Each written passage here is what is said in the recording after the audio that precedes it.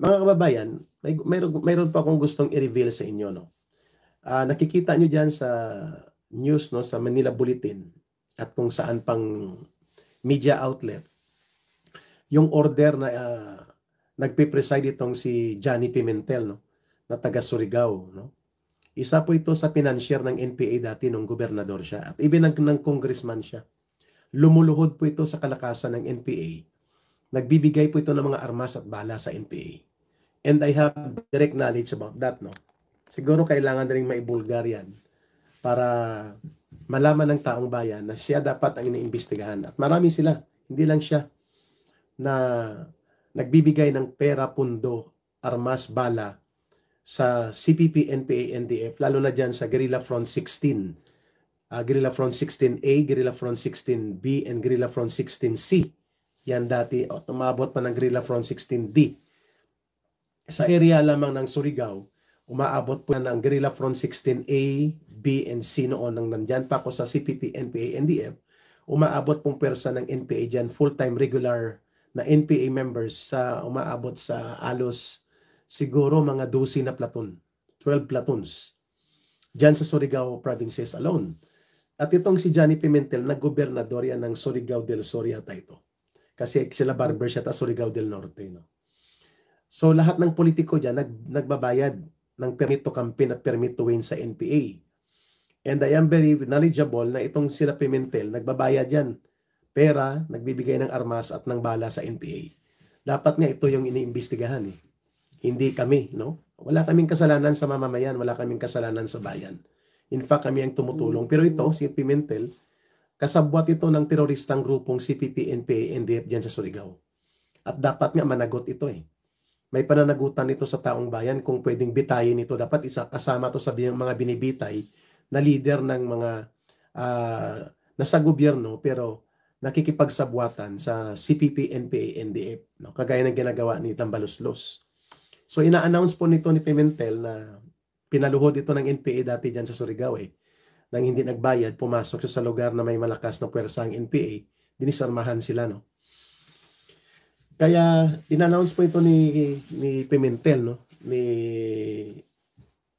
boy idol niya ang NPA dyan sa Surigao at walang nagawa bilang gobernador, in-hotel man ito. Walang nagawa to na mabuti sa Surigao. Isa yun sa mga poorest provinces ang Surigao. Ilang beses nang pabalik-balik yan sa pagka-gobernador, no? So, sabi niya, kung hindi daw mag-attend sa April 8 na pinasagpina na kami, itong si Sasro Gando Sasot, si Lorraine Maribadoy, at si Jeffrey Almendracelis, no? Ako yung tinutukoy niya, ay malamang mapapa-aresto kami. No? At illegal na madidetini siyempre. So, ang sagot ko sa kanya, well, catch me if you can. I will never submit myself para takutin, busalan, o lapastanganin po ninyo ang aking karapatan bilang mamamayan sa malayang pagpapahayag, mga kababayan.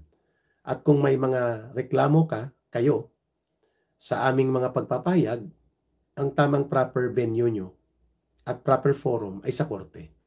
Hindi po yung pananakot at i-weaponize niyong kongreso. At dahil dyan, malungkot man at mabigat sa damdamin ko, hindi po ako babalik ng Pilipinas kung ganun po ang gagawin ninyo. Sapagkat aantayin ko po at I will work from abroad na mapatalsik po sa kapangyarihan ang inyong poong si Marcos. Kasama ka na, no, Pimentel, o usigin ka dapat ng batas for your violations sa pagpapalaganap ng terorismo dyan sa inyong lugar nung panahon mo at hindi mo ito sinusupil ang CPP, NPA, NDF. At ako ay direktang personal knowledge ko yan kung papaano ka na nagiging supporter ng CPP, NPA, NDF. At yan ay pananagutan mo under the anti-terrorism law and anti-terrorism financing.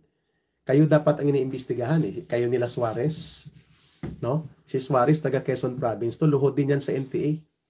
Maliban pa nasuki ito ng kasong plunder at pangungurakot sa ombudsman, pare-pareho po mga buladas nila. Lahat sila niyan ay tumitiklop at lumuluhod sa NPA. No? I should know. Nagbibigay ng armas, nagbibigay ng bala, and that is financing terrorism. No? kailangan po yan ay maparusahan dahil yan ay kriminal na gawain. Kung sa mga bansang China niya ginawa yan, North Korea o sa Saudi Arabia o sa Israel o kaya sa bansang Singapore, bitay ito ang patutunguhan ni Pimentel na to. No? Huwag mo kaming takutin sa warrant of arrest mo. Illegal yan, abusado, at pagkatapos ng June 30, wala na yan. Kaya ang gusto naming ipaabot sa iyo, imbestigahan mo sarili mo. Anong naging papel mo sa paglaganap ng terorismo ng CPP, NPA, NDF sa Surigao? Kayo nila Barbers.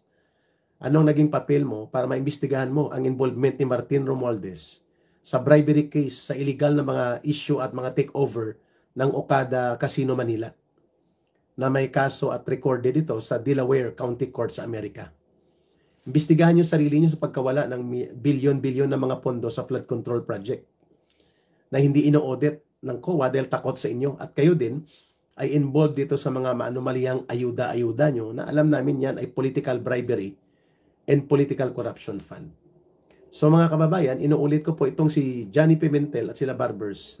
Ito dapat ang iniimbestigahan ng Anti-Terrorism Council ng ating bansa for possible involvement nila sa CPP, NPA, NDF.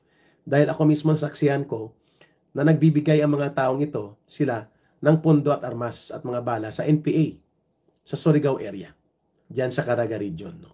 So bakit niyo imbestigahan ang sarili nyo? Bakit kami ang hinahabol nyo? Kayo ang may pananagutan sa taong bayan. Kayo ang dapat managot.